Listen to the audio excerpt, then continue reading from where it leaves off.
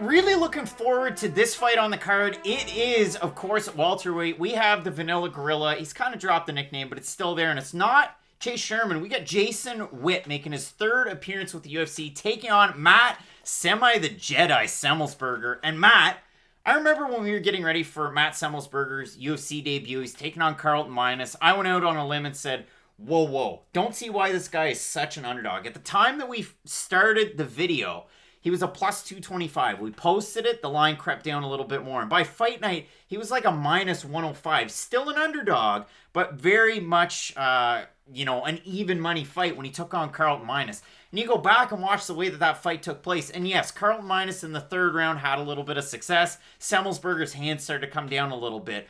But man, did Matt Semelsberger ever look good in that UFC debut? And that was the thing. I went back and watched so much tape on him. And you look at some of the fights that he had coming into the UFC, and you could kind of say, well, geez, coming into the UFC, he had a win in 2020 against a guy that was 8-5, and Richard Padashnak.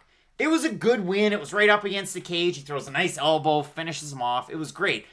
4-2 before that, a split decision win, 2-0 back in 2019. Like, the record didn't really tell you a whole lot, and you might not have loved it. You went back and watched the performances. Matt Semelsberger, what does he do very well? Has tons of power on the feet, doesn't throw a lot of volume, it's more single shots, and his takedown defense isn't that great. I mean, Matt Semelsberger kind of wrapped up into an easy ball to understand if there is one. Training at a crazy 88 MMA.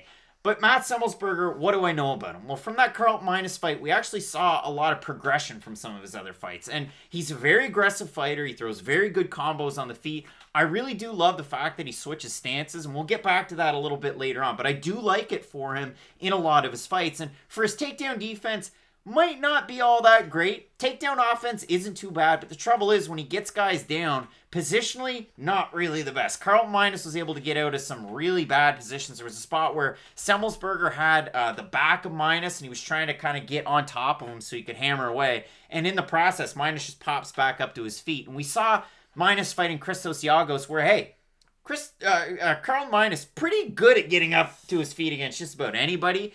And for Semelsberger, tired out a little bit. For Giagos, tired out big time. But he took that fight on very short notice. So for Semelsberger, love the power. The thing that I really like about his striking, he was throwing in combination in the Minus fight, where maybe we didn't see that as much in some of his regional tape.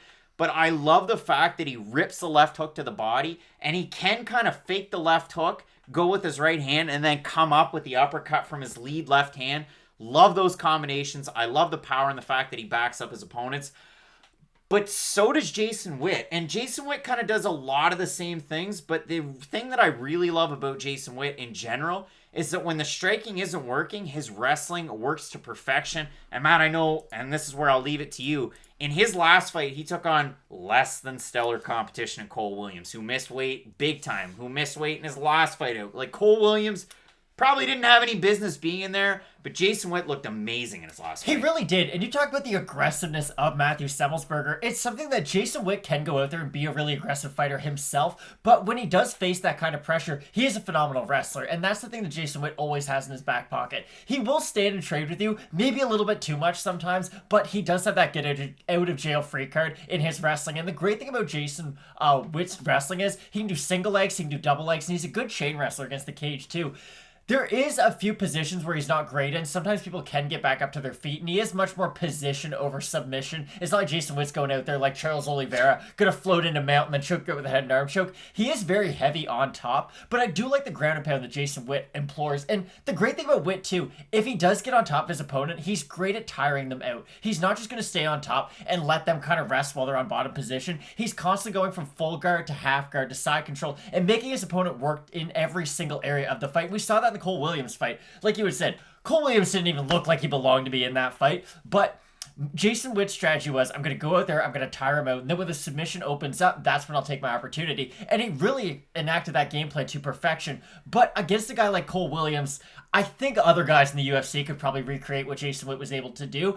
And with Matthew Semelsberger, we talked about the Carlton Minus win. It's a good win, but I do feel like both guys were quite a bit better than their last wins. It'll be really interesting to see how they match up, because if Semelsberger's moving forward, landing shots to the body and to the leg, we might actually see Witt tire out as the fight progresses. And if Witt's going for a lot of takedowns like he can do sometimes, and if they're all being defended, we're going to see him be forced into a primary striker. And it's not that he's a bad striker by any means. He does have good power, but you talk about the combos that Semelsberger has. Jason Witt does not have those combos. He is very single shot heavy, and when the single shot lands, it's great, but I'm much more comfortable with Semelsberger on the feet than I would be with Jason Witt in this fight. Neither one of these guys are cardio kings. No. You're going to see it wane as the fight goes on. Now, again, for Witt, in the second round, he was able to get Williams down as he did in the first. In the first, he opened up a nasty cut with an elbow right on top of Cole Williams' eye. In the second round, he just kind of had to fish for that right position to get that arm triangle in, and it was a great submission win for him. You could see, even when he almost got into position, you could see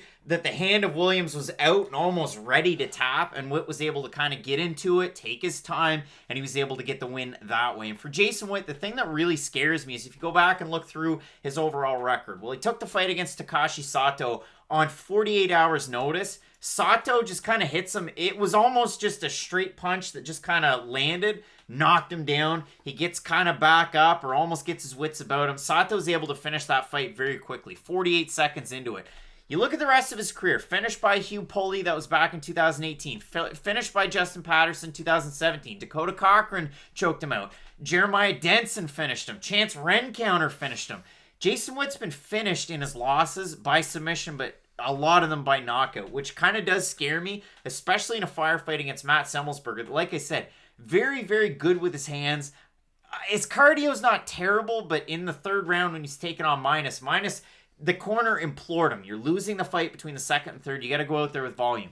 At the start of the fight, tons of volume put on by Carl Minus. Semelsberger kind of goes back and forth.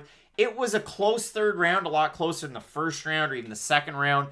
But it kind of worries me a little bit as the fight goes on. You know, he's got his hands down low. He's still throwing kicks out there, and he's throwing spinning kicks in the dying seconds of the third round, but still something that I want to watch out for. The other thing that I had to talk about, back when we did the original video for Semelsberger coming into the UFC, huge deep dive on that, regional scene. The guy spent 4 years as strong safety at Marist College. He weighed 225 pounds when he was a strong safety. Dang. So when John Anik said that, because, had done the research on the football, didn't really care about what he weighed. 225 when he was a strong safety, he's fighting at 170. So I thought, well, how much does the average strong safety weigh? I thought, how much did the best strong safety weigh in the UFC? Troy Polamalu weighed 207. Ed Reed weighed 205.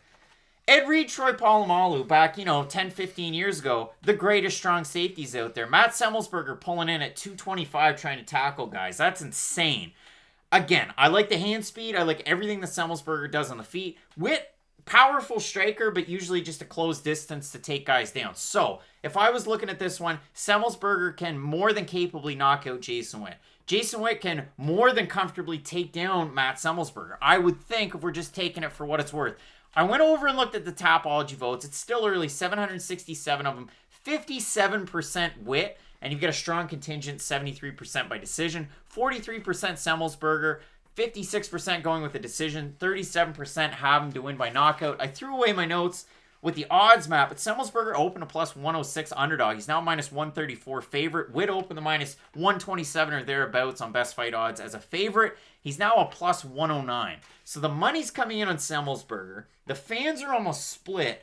How do you see this one? I am going to slightly side with the Tapology fans and ever so slightly pick Jason Witt for the reason that you brought up. I do like his wrestling, and I do like the fact that he can close distance with strikes. Now, he does have to watch out for the up-the-middle strikes like the uppercuts and the knees of Semelsberger, but if you're Witt and you can take down Semelsberger at least 2 times, I think he can hold that position and try to drain some of the energy out from Semelsberger. And if Witt is the one on top, just draining his cardio, by the third round, Witt should be the much fresher fighter if it does last that long. So I'm personally going to side with Jason Witt in this fight. Jason Witt, a little bit shorter. The reach is kind of close. You'd have to expect Matt Semelsberger coming in there, the bigger fighter. But for me, again, I just like the wrestling edge in this fight. I think Semelsberger has great straight shots, and again, would not be surprised in the least if you get a knee up the middle, if you get one of those nice uppercuts like I mentioned, usually used in combination, but if Witt's coming in, you can more than certainly throw one just to kind of deter him a little bit. Semelsberger has a good gauge of distance, and the other thing that Semelsberger does very, very well, he cuts off the cage wall. He doesn't chase too much, he cuts it pretty well, but again, the takedown defense, while it has improved over the length of his career, I do worry about it a little bit. I ever so slightly edge as well. Gloria MMA and Fitness, Jason Witt in this one. So we're going with the underdog. We're going with Jason Witt to get the win, but it should be a close fight. And if anything for me, it is a pop and popcorn fight. So Matt, listen, I'm really looking forward to this one. Yeah. It's a great card, and we have welterweights kicking it off, and welterweights in the main event. Leon Edwards making the return, taking on the bully. Remember the name, Belal Muhammad. So keep it locked in with Fight Night Picks, Matt, as we always say. Let's get into it.